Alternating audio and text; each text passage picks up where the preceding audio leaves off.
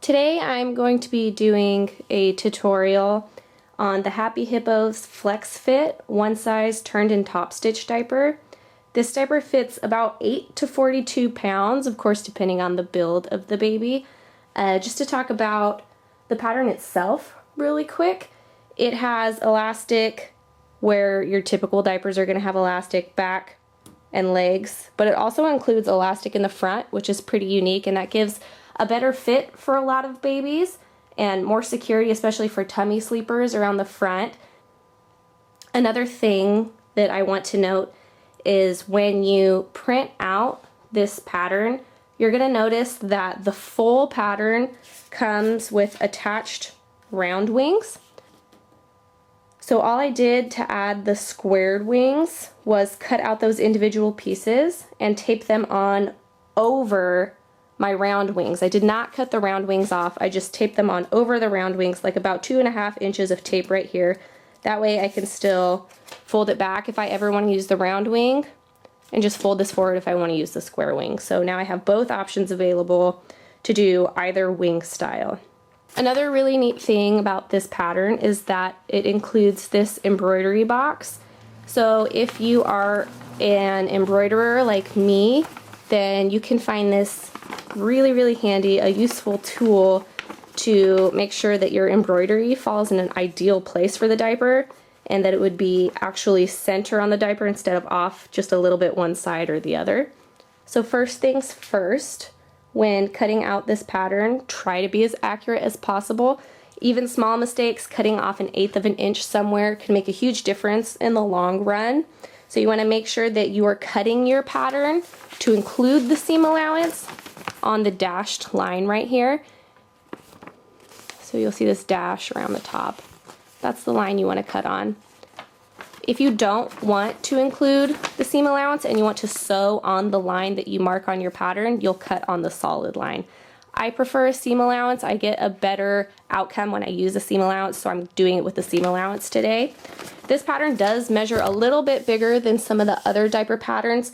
From top to front, it's going to measure about 20.5 inches instead of the usual 19 or 20.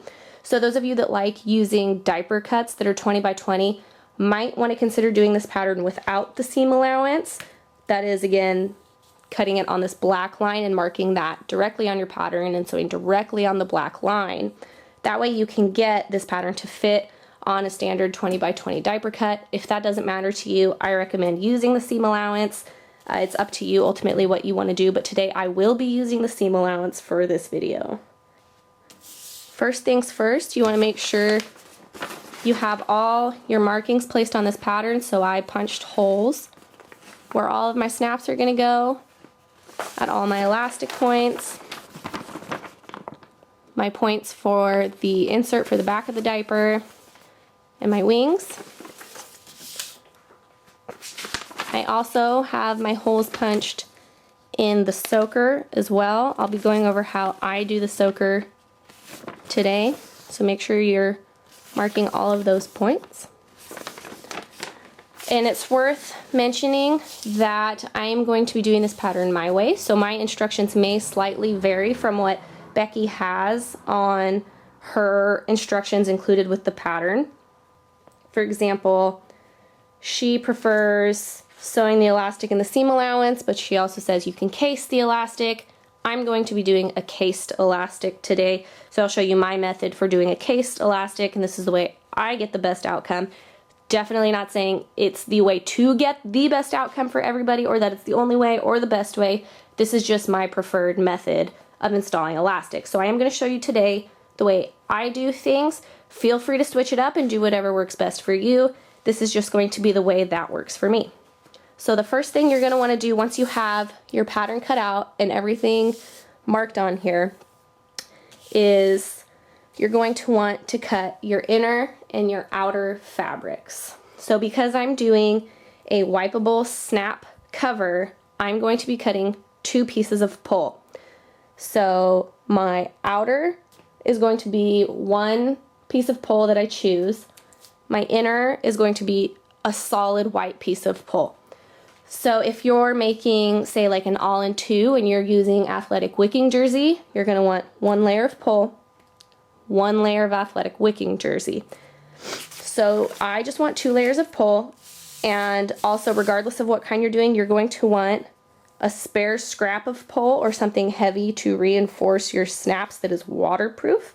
I'm going to be using pull. I don't want to risk any wicking to the outside of my diaper by using something that is not water resistant. So I'm going to back my snaps with an additional piece of pull, and I'll show you more specifically what I mean about that when we get there.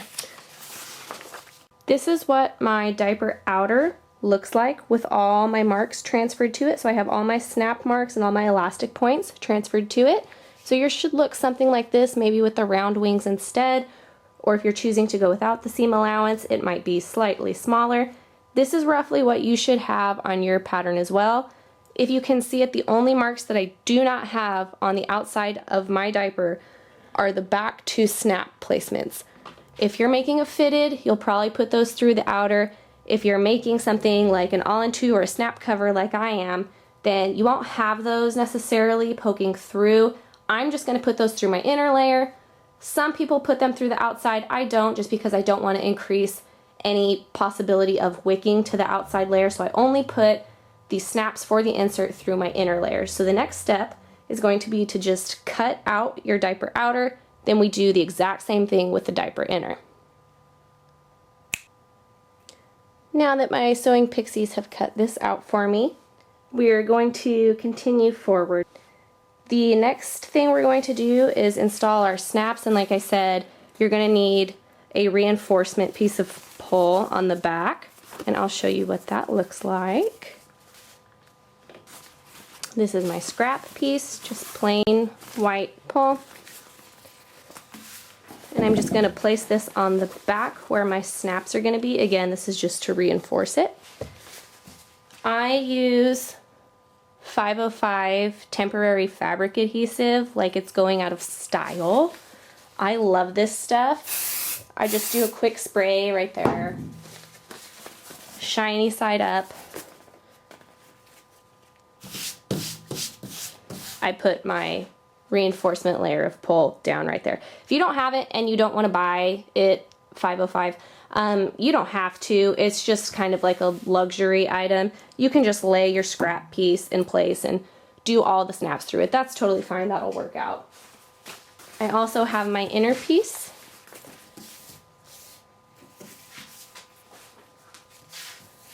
And again, I'm using an inner layer of solid white pull. That way I have a wipeable snap cover.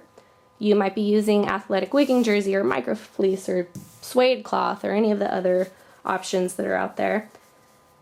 So you can see with this piece, I have the 2 markings here that I didn't have for my other one because I want my snaps to go through this inside piece. If you want to make a wipeable snap cover like me, you are going to want to make sure that your shiny side is the good side. So this is the side you'll have facing up in the diaper. So I want to reinforce my snaps on the poly knit side. So I'm going to put my reinforcement layer right there. And again, just scrap a pull. And I actually use 2 scraps because this is an area that gets a ton of stress. With pulling the insert in and out, you're going to put a lot of stress on this spot, so I reinforce it with 2 pieces.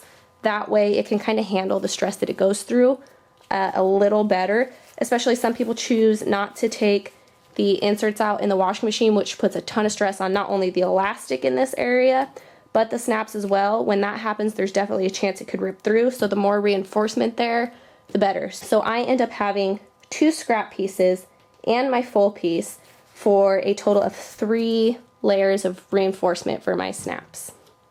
So here we are at my nifty snap station.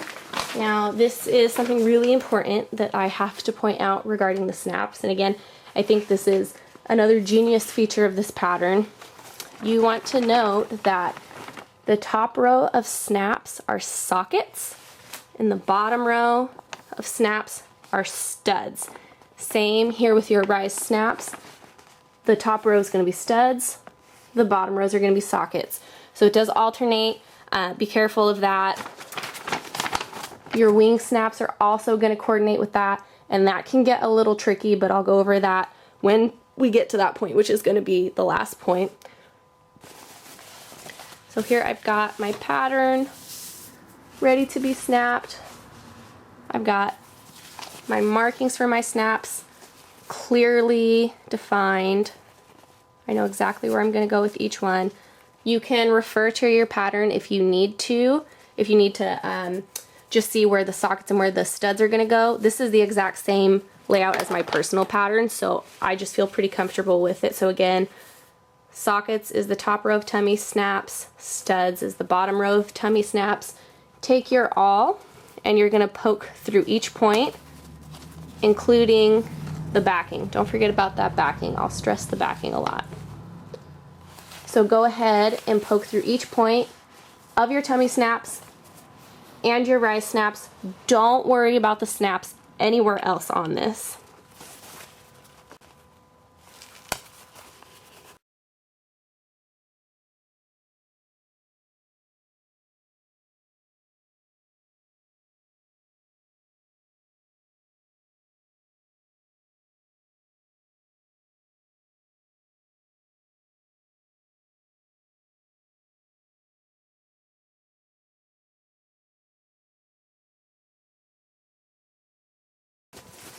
There we are with everything poked. So I don't know how well you can see, but you can see through the back. I've got all my little holes poked there, so now pick out whatever color snaps you want to coordinate with this. So this is roughly what you should have for your outer layer. What I do next is I trim this back piece down so it doesn't stick out at all, like this.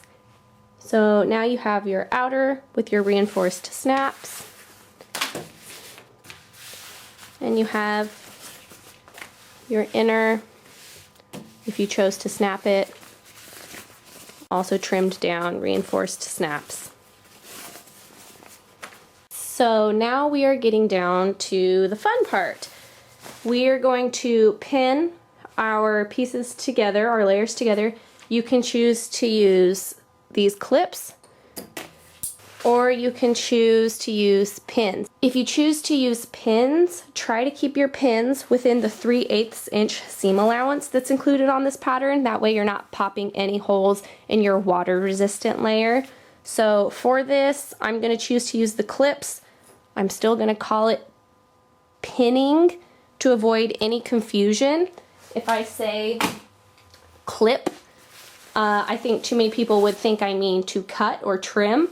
So I'm going to call this kind of clipping pinning, just to avoid confusion. So I'm going to pin this with my right sides together, right sides facing.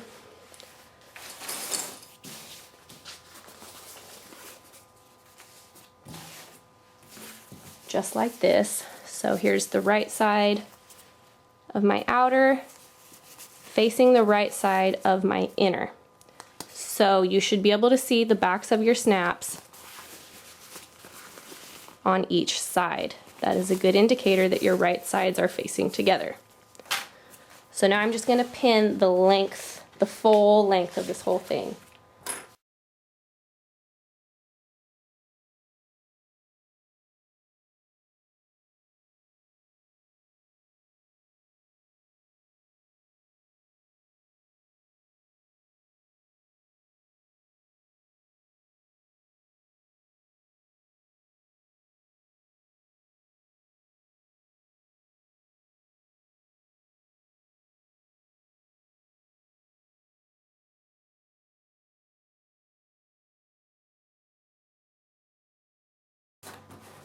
So here we are with everything fully pinned together.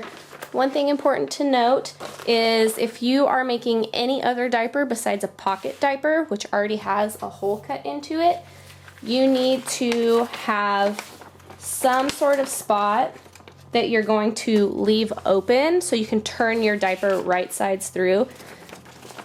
So Becky has it placed on the wing right here. So if you're choosing to use that wing spot that she has it marked, make sure you note that in roughly the same spot somehow. So some people, if you're pinning, they choose to put 2 pins at the start and 2 pins at the stop. What I choose to do is just take a marker and mark those spots. So that is going to be on the wing with the least amount of snaps.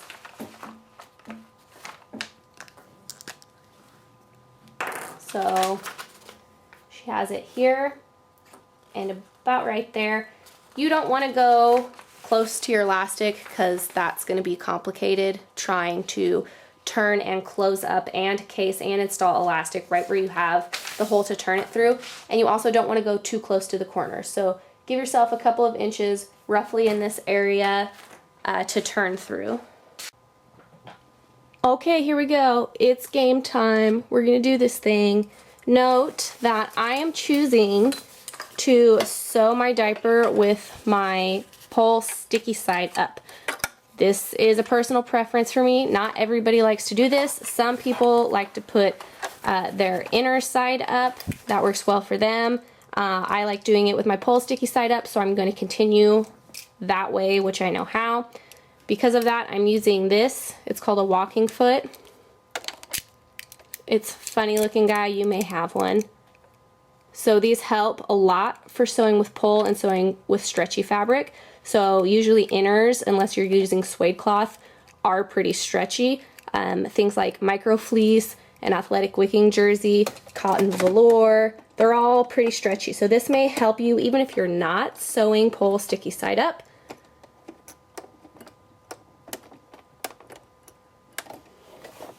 Now I have that installed. So I'm just going to be using a standard straight stitch with the default stitch length that is on my machine, which for my machine specifically, I have the Brother CS6000i, that's a 2.5. So you want to start your sewing with your turn point. So see, here is my first marking for my turning point, so the hole that I'm leaving open, and here's my second marking. So I'm going to start at this marking, the second marking, right there. That way I can stop when I go around the whole diaper at this one. So I place that under my foot. We're using a 3/8 inch seam allowance. So I'm going to go forwards, back stitch, and go forward again.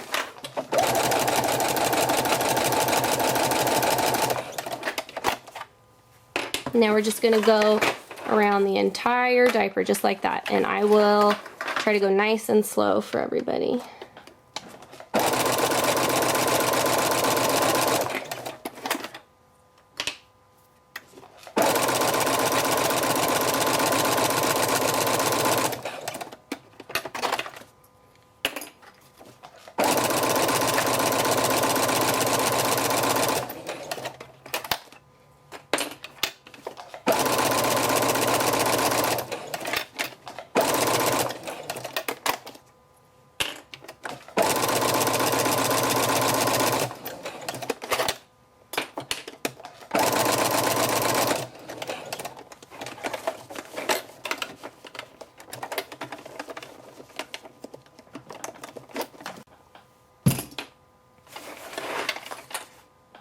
I'm doing this at an awkward angle because of the camera, so I might have to adjust things a little bit.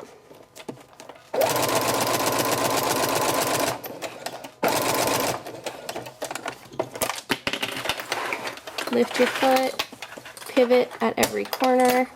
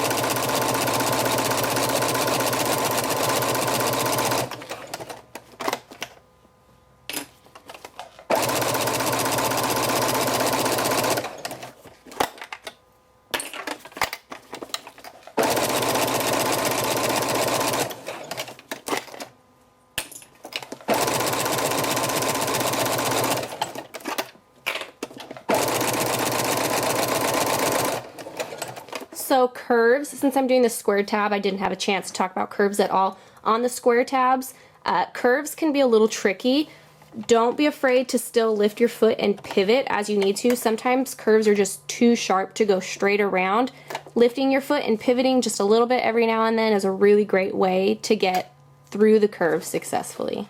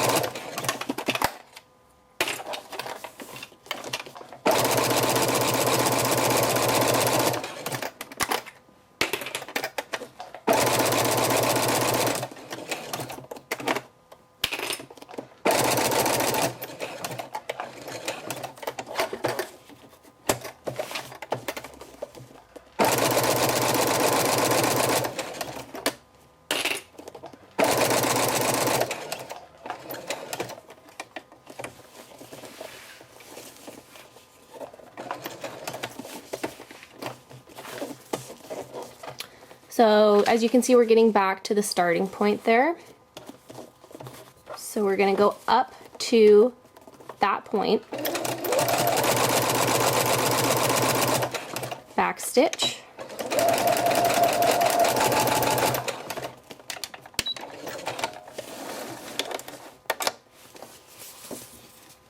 and now you can see you have a nice couple inch gap right there to turn your diaper through.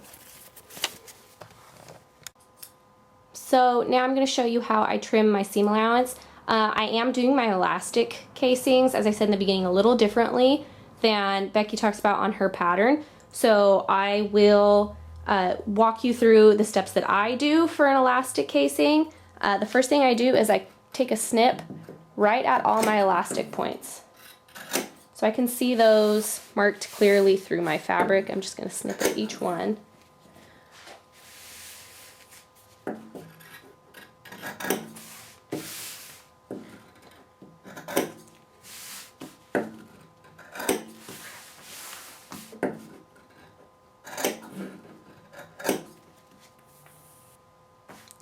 Now what I'm going to do is trim my corners at a 45-degree angle.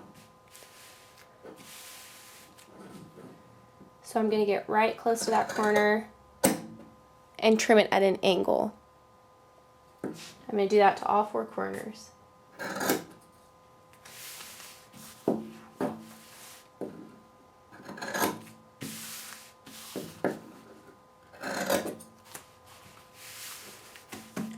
Now I'm just going to trim down to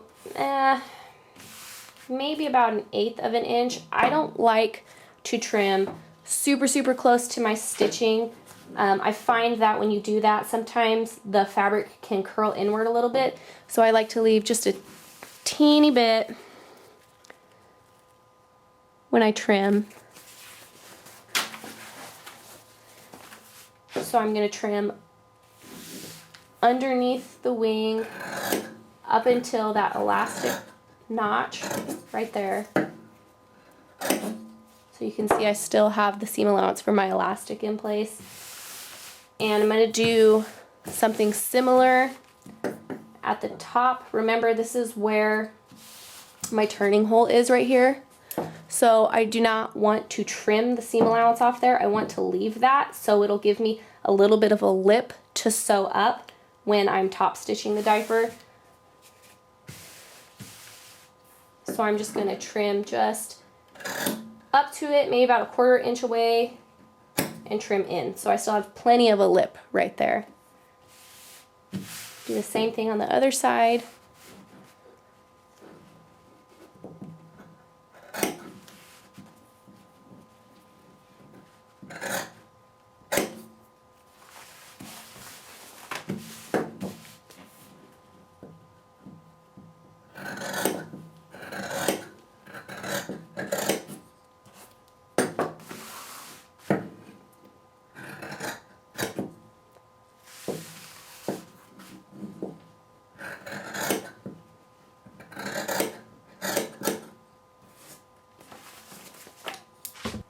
For my front portion, and this is totally optional, I prefer to use pinking shears, mostly because this is all curved, so you may consider them as well if you're doing the rounded tabs. Pinking shears just allow for more room for the fabric to move in a curve. So it would be similar to like notching a curve pattern using pinking shears, so it works really well for that. That's a personal preference. You can try trimming it just with standard shears and see how that works out for you, or maybe keeping your seam allowance, cutting notches, whatever works out for you, what works best. And again, remember we have an elastic point in the front of the pattern as well.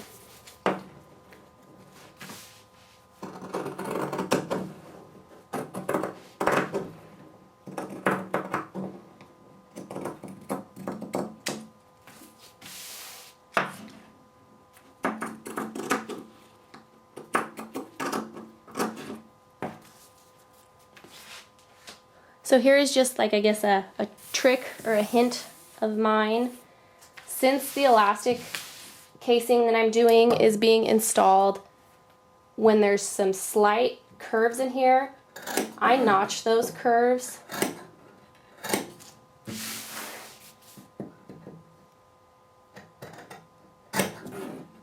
Just so it bends much more easily. I've done it without notching the curves when I've cased the elastic my way, and it can kind of fold a little funky right here.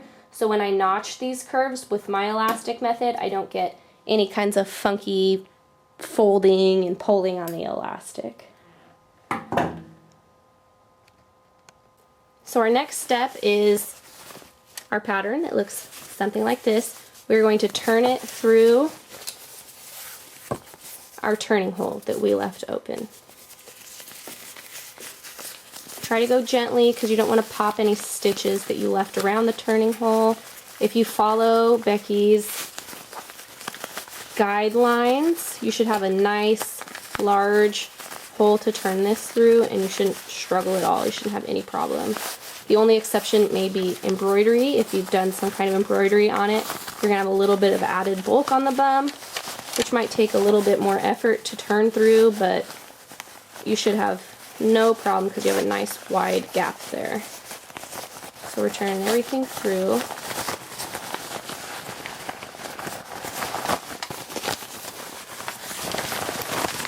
So now you're going to see what you have kind of is starting to resemble a diaper, and that's exciting, and we like that.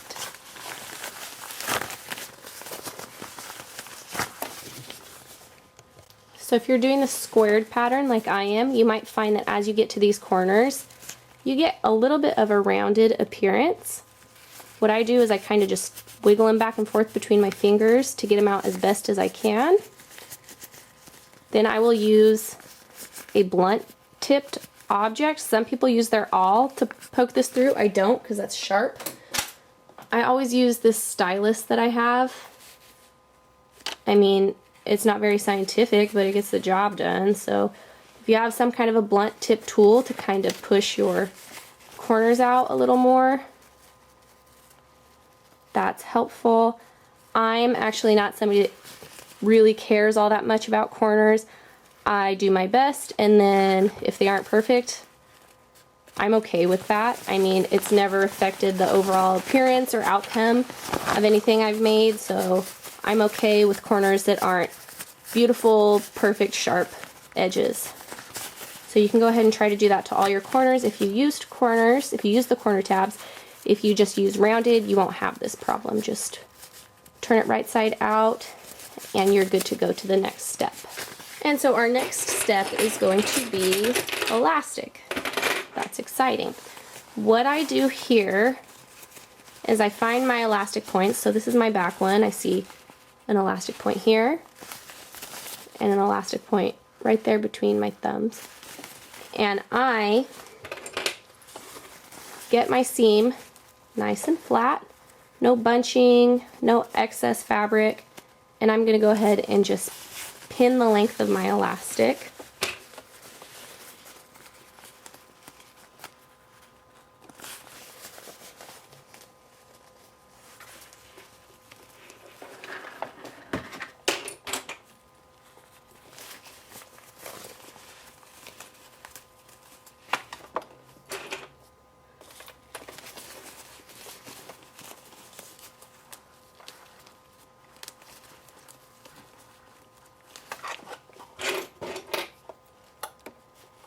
Now go ahead and do that on all 4 sides.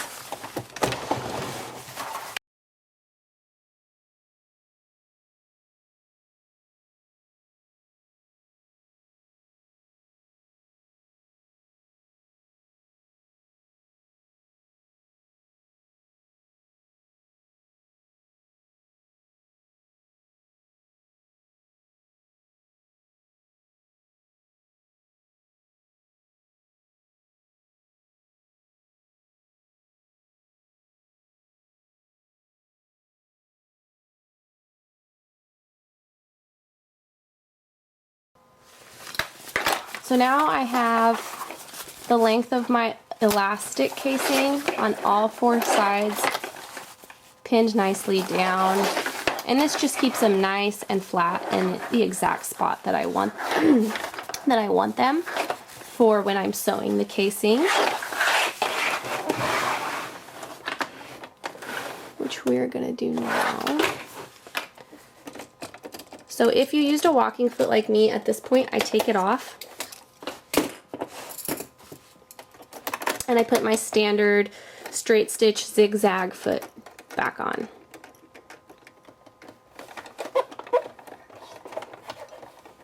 For my casings, I use 3/8 inch poly braided elastic. So I want my elastic casings that I'm going to sew to be wider than 3/8 of an inch. So I do approximately 5/8 of an inch, whatever works for you, as long as you can thread your elastic through it. And again, remember, I'm doing my elastic with a casing method. It's going to be a little bit different than what is on the instructions for this pattern. So what I'm going to do now is I'm going to sew 5/8 of an inch away from the edge from elastic point to elastic point on all 4 sides.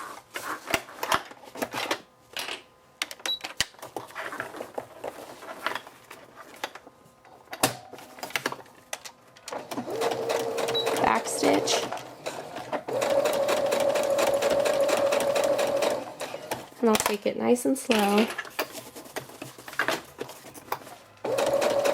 And I like to stop and make sure frequently that my seam is laying flat right here and nothing is curling inward or outward in any way that it should not be.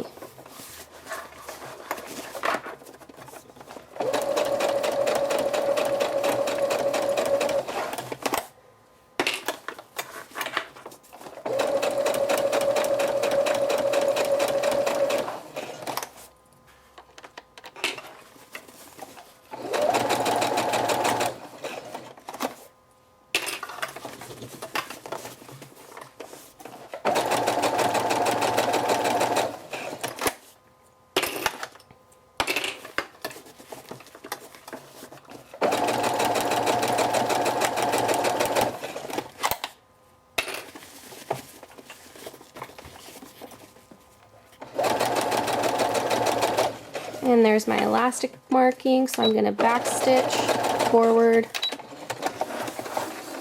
and move to the next side.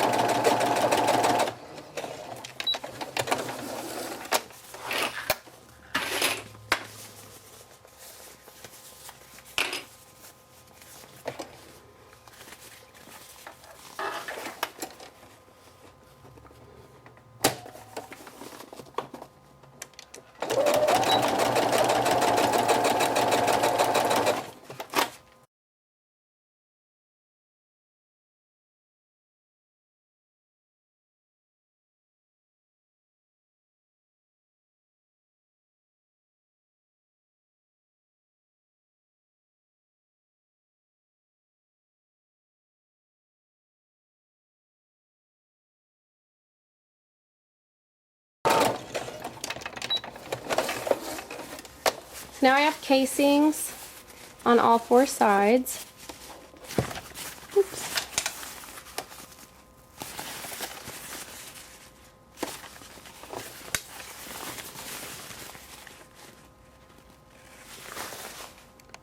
So now I will go over with you the two methods of elastic installation for this pattern. You can do it with a measured piece of elastic. So what you would do is measure from elastic point to elastic point on each side. So for this leg, I get about 13 inches from point to point. So what you would do is take that measurement, 13, divide it by 2, so cut that measurement in half, you get 6.5, then add 1 inch, 7.5. Now the reason you're adding an inch is because you're going to want a 1/2 inch seam allowance on each side when you tack down your elastic. So you're going to want a 1/2 inch here, and you're going to want a 1/2 inch here. So you're going to lose that 1 inch that you're adding. So it's very important that you add that or your elastic's going to be too loose. So to do it that way, you'd have your measurement of elastic, you'd find your turning hole, and place your, well, you might have a bodkin or something more suitable than a bobby pin. I clip a little hole, thread a bobby pin through. A safety pin works really well too. I buy bodkins and I really like bodkins, but I'm pretty sure that the bodkin elf comes and steals them every night because I lose them like seam rippers. It's ridiculous. I can't keep a bobbin around, so I have 18,000 bobby pins laying around my house in random spots, so I just use these because I know they're always everywhere.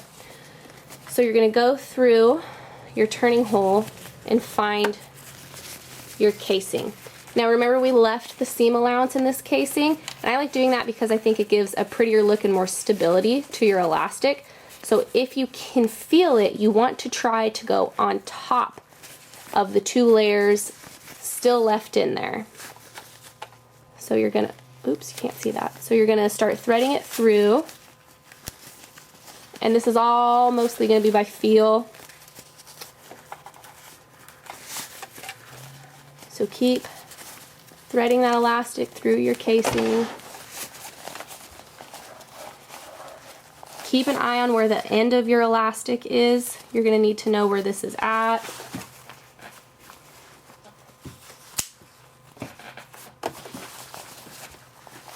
So thread all the way through. And eventually, before you get to the other side, you're going to run out of elastic on this side. So this is why it's very important to know where the end of your elastic is. If you're smart, you can put something on the end of your other side of elastic to keep it pulling through your casing. So like you could put a safety pin on here, or another bobby pin, or just something that you can feel that's going to keep that from pulling into the casing. So see, you're still going to have 1/2 inch peeking out over here. So what you do at this point is you would tack this down, forward, backward, forward. So now this is going to be held in place. Then you're going to go back to your bobby pin, or bodkin if you're fancy. Finish threading that through all the way.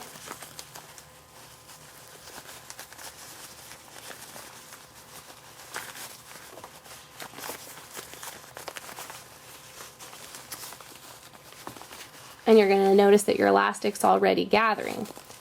So now you've got your bobby pin pulled out of the way, about 1/2 inch, right there. You're going to tack that down in that spot, forward, backward, forward. Now you have a perfect measurement for exactly how you want your elastic to be, and it's scientific-y and mathy and numbers, which is great. So I just wanted to point that out for those of you that want a more precise way of doing your elastic. That way, if you're uncomfortable trying to do it by feel, you've got something more specific that you can follow and make you feel a little bit more comfortable. Now I will show you the way that I do it. So bear in mind, this is just going to get a little convoluted and it's a little difficult for me to explain, but hopefully you'll kind of see where I'm going with it. So I've got my bodkin bobby pin, my Franken bodkin here with my elastic on it. And here's the difference. I don't ever cut my elastic. So I've got, I don't know, 152 yards of elastic down here. I don't cut it. So what I'm going to do is I'm going to go in through my turning hole once again, go into my elastic casing, and this is the way I've always done it. I've always gotten a good result from it. It's just the way I learned. Thread it all the way through. And I think doing it this way gives a little bit more room for error if you measure incorrectly in the other version, or you use more than that 1 inch seam allowance that you've given yourself, 1/2 inch on each side. Your elastic could come out not perfect and not equal on each side, which this way by no means ensures that it's going to. It's just a different possibility. It's a different method. So I clear my bobby pin, I get it way out of the way. So here's where my elastic point ends and my bobby pin's up here. So as you can see, I've already used about 1 inch instead of the 1/2 inch. So I'm going to tack down my bobby pin end first.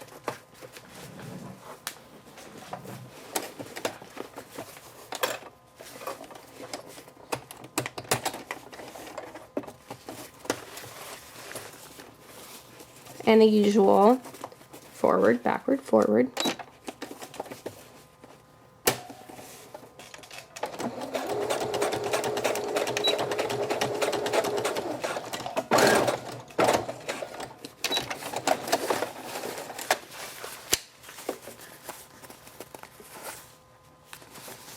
Now, here comes the intuitive, not scientific part. I'm going to grab my elastic that's still hanging out, that's in my casing, and I'm just going to pull it as tight as I can get it. And it might take some finagling, but I pull it as tight as it'll go. And I make sure that it doesn't twist. I make sure it stays nice and flat. You can go tighter.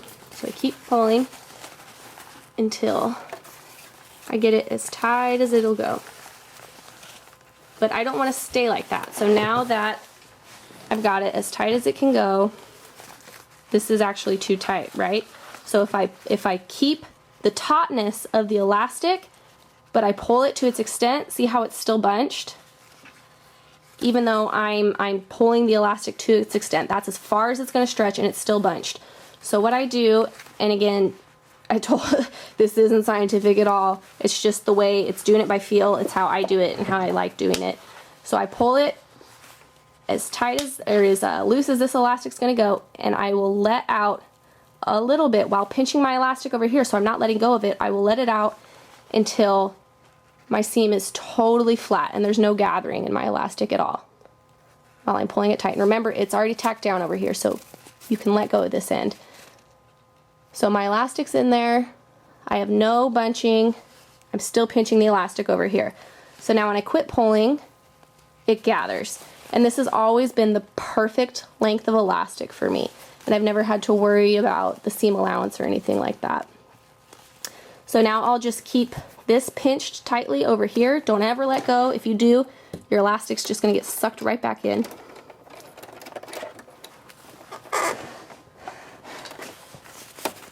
And I keep it pinched. If I let go, I'm pinching it with the other finger over here. Same method. Forward, backward, forward. And that for me is the perfect amount of elastic. So you'll repeat that on all 4 sides. Now you can just go ahead and trim this over here to about a 1/2 inch. Fish out your bobby pin, which you would have to do with either elastic casing method.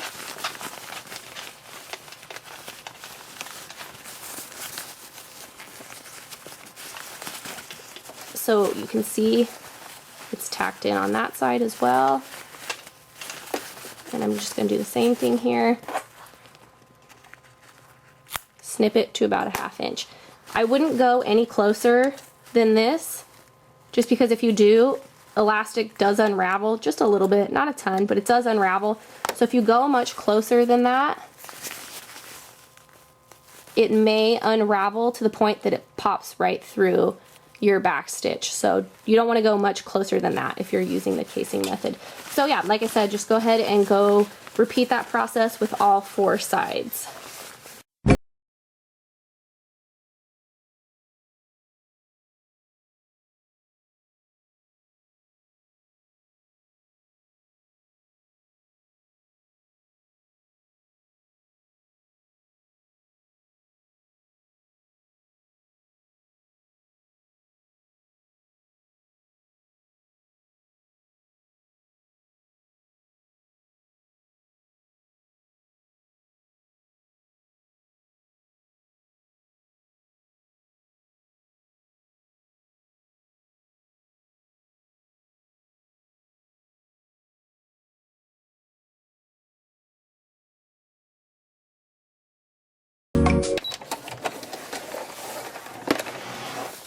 So now you should have all of your elastics installed, and it should ideally at this point look like a diaper.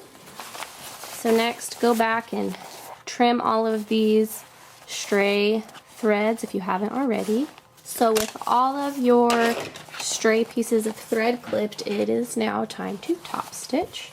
So find that turning hole that we have open on a wing somewhere, and I just kind of tuck it in there and pull on it a little bit and get it to fall in its natural place, because it's naturally going to want to follow your sewing.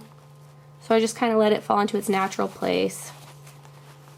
I don't fiddle with it too much, and then I clip it. And you're going to top stitch from elastic point to elastic point. Again, this is if you're casing, if you installed your elastic in the seam allowance with a zigzag or tacked it on each end, you'll end up sewing and going around your elastic, but since we're casing, or I'm casing, I'm gonna do it from elastic point around the wing to the next elastic point. I just like the aesthetics of top stitching at about 3/8 of an inch. I think that Becky said she does 1/8 inch top stitch. For my wings, I do a 3/8 inch, and then around the tummy, I do a 1/8 inch. Just a personal preference. You can use 1/8 or 3/8 or 5/8 or whatever you want to use.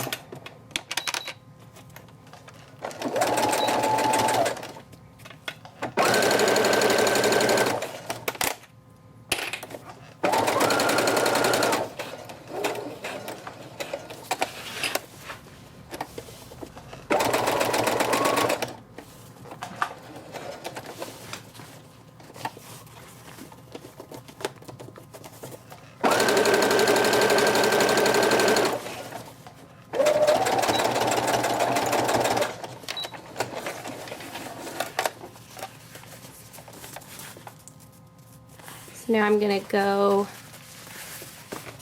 to my other wing.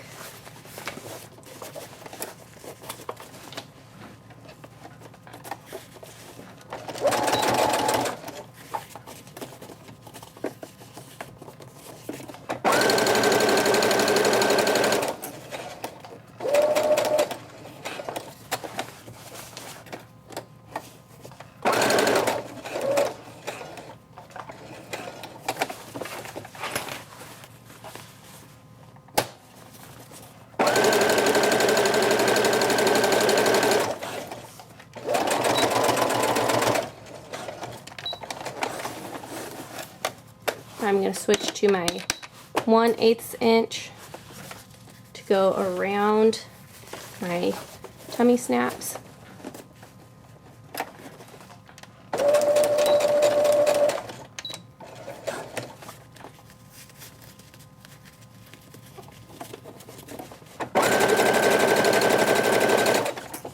Sorry, I'll slow down a little. And again, don't be afraid. Lift and pivot if you need to.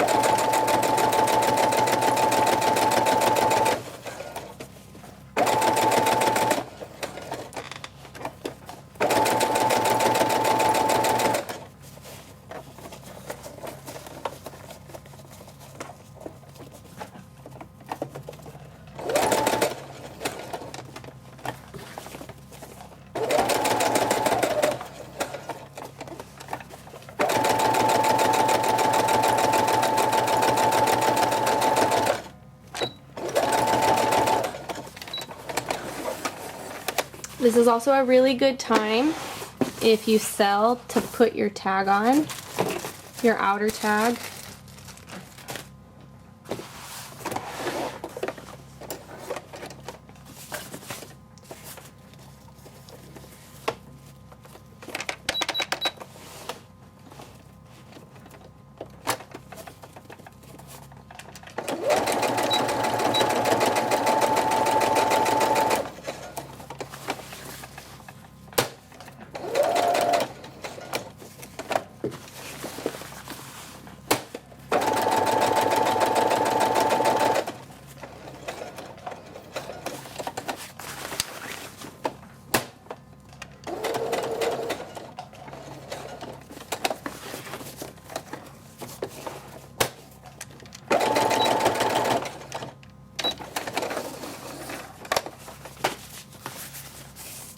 Tag on, everything top stitch. So once again, go ahead and trim all your thread tails. So now it is time to place our wing snaps.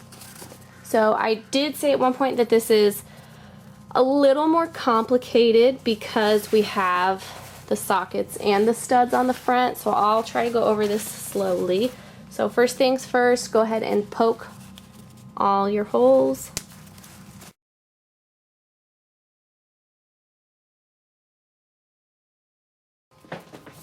Alright, so let's think about this, I guess, a little bit like a puzzle of sorts. Bear in mind, just keep in mind, that you've got sockets on the top, studs on the bottom, and these are going to have to snap into each other, so you have to correspond them. So I have sockets on the top, that means I want studs on the top first one of my crossover snap right here.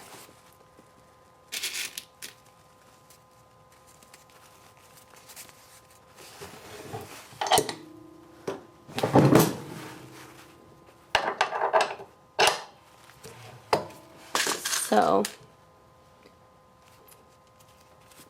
top snap,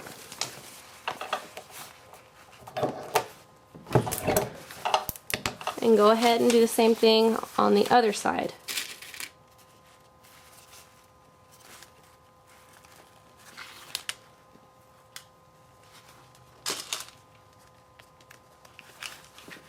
Stud, top snap.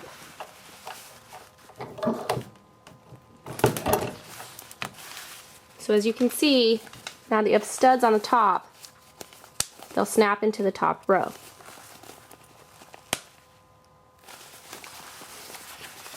Now you're going to have this crossover wing over here.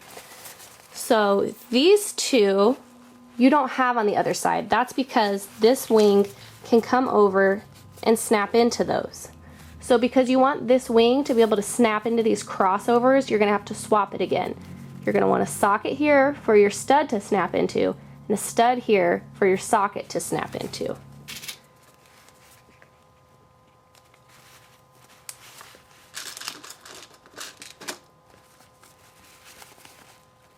Stud.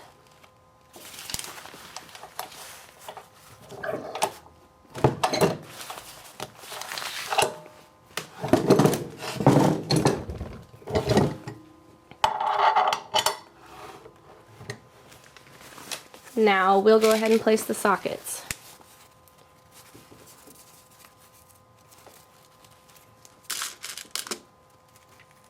So right there, bottom one, socket.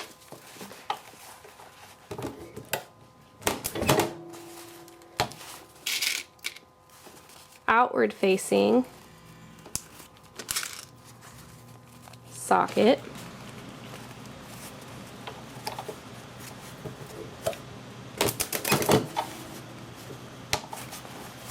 Bottom again.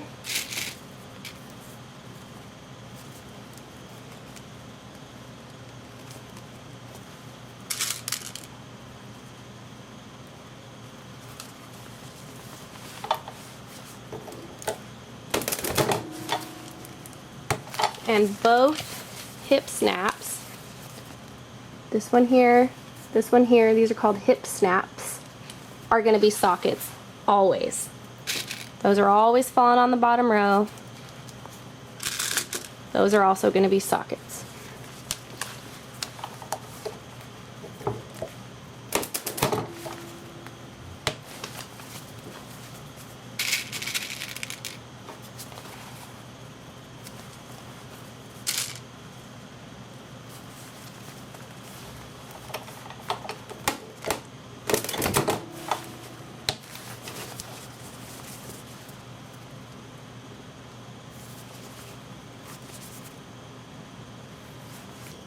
Now we are going to move on to the insert.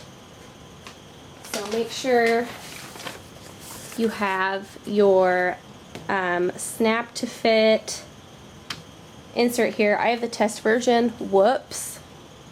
Forget about that. Let's just pretend that we didn't see that, which I probably shouldn't have pointed out, but too little too late.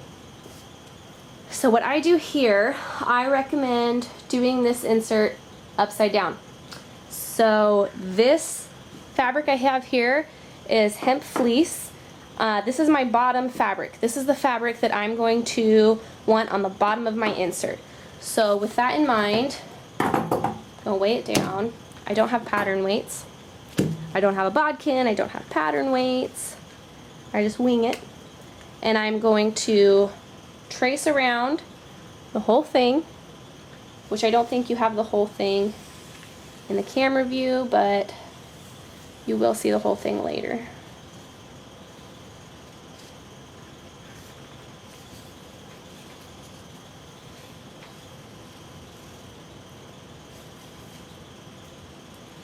Now I've traced around the whole thing, and now I want to transfer my snap points to this side, because again, remember, this is the bottom side. So this is the side that my snaps are going to show through. So I'm going to transfer all those markings. And because this is a serge on the line, you're going to cut. This is your blade point. You're going to cut along this line. I recommend to not cut it out on this line because you want your serger to cut on this line. So I cut about a 1/2 inch away to give myself some room for pretty curves.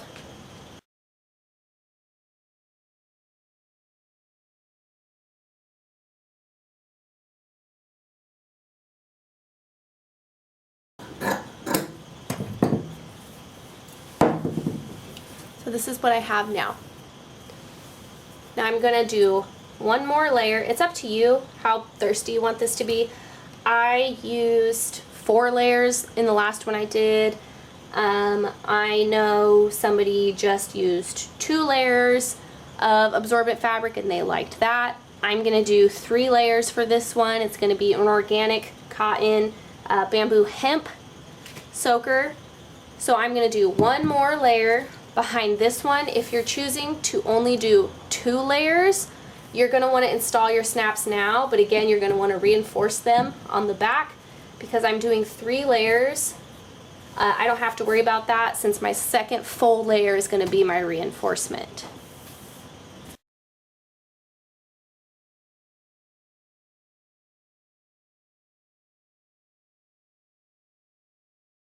So now I have my 2 layers of hemp cotton here.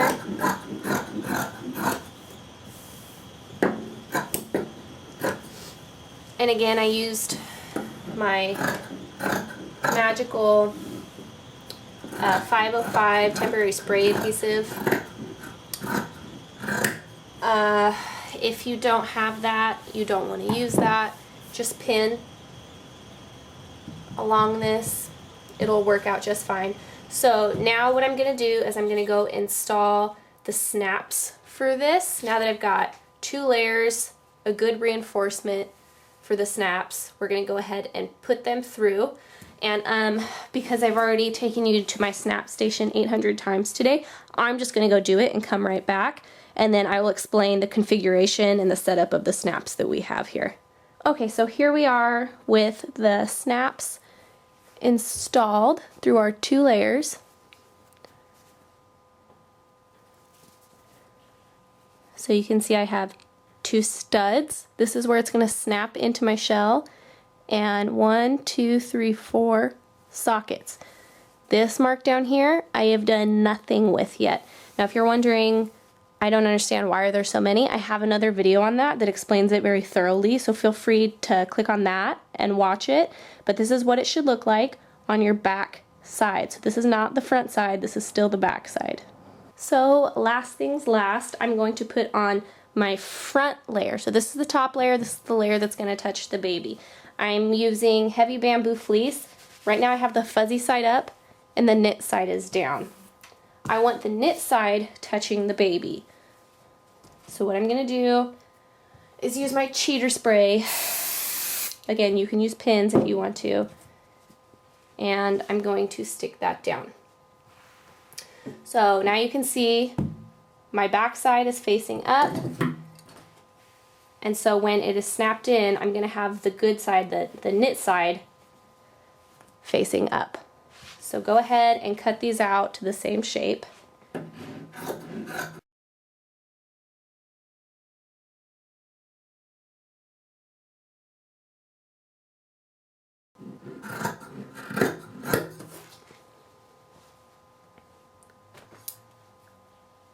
So now you should have something that looks roughly like this with your back side and the snaps, the front side's totally plain.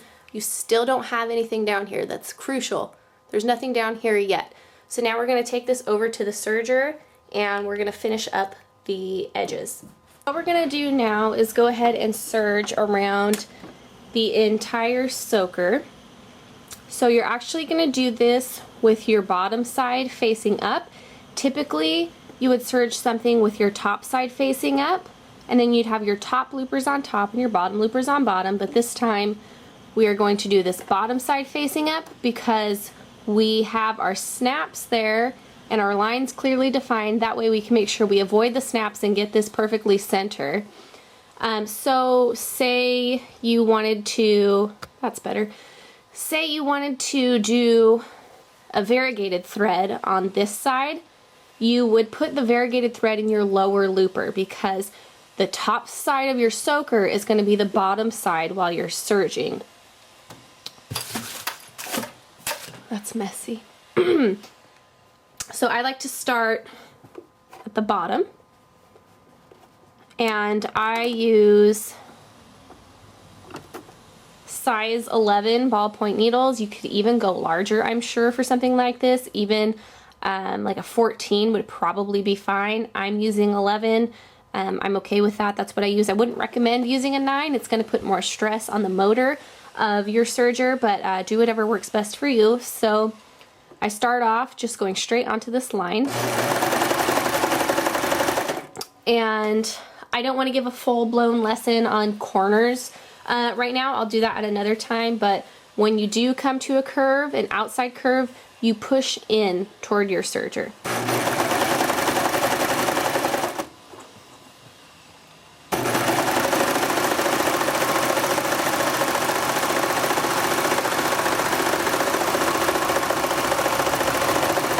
So we're getting to a little bit of an inside curve here, not a lot, just slightly. So when you get to that inside curve, you just straighten it.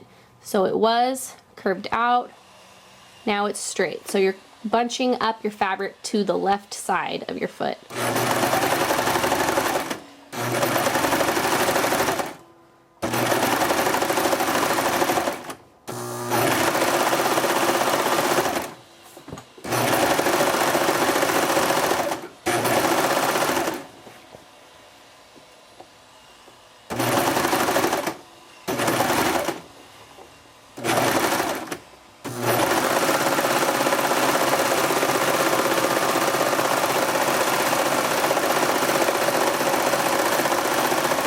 So we're getting back to our starting point here. I'm going to, as closely as I can, keep my blade along this line. If you keep your blade going any further, you're going to start to cut your loopers, which is something you want to avoid. So try to keep your blade right along this line and curve it down nicely. It's really hard to do. I can't even do it that well sometimes, but just try to attempt to keep your blade nicely on this curve.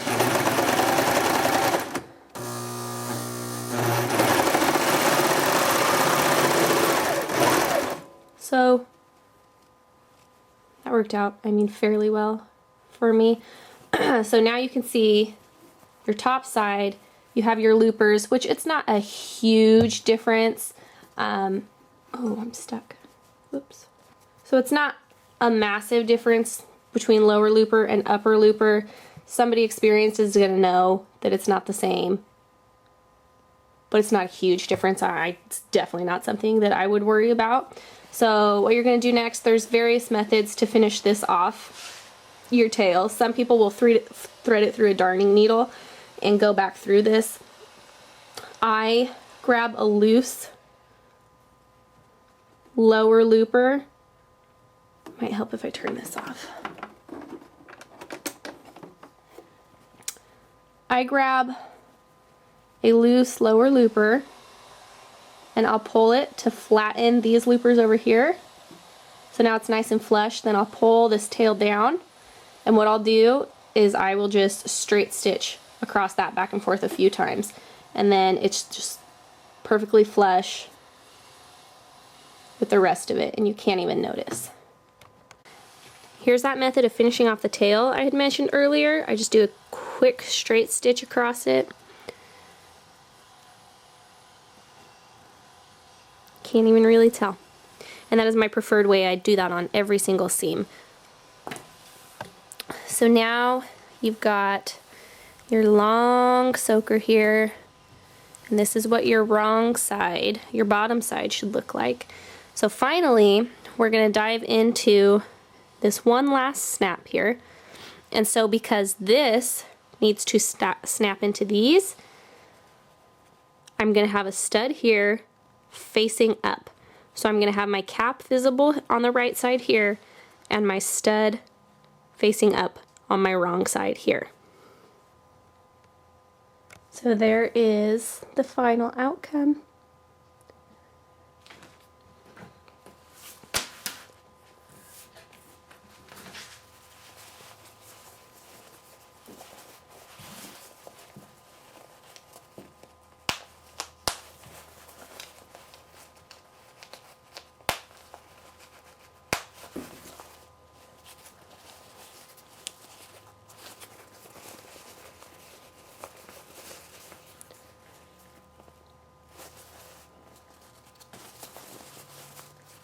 Super trim with that insert.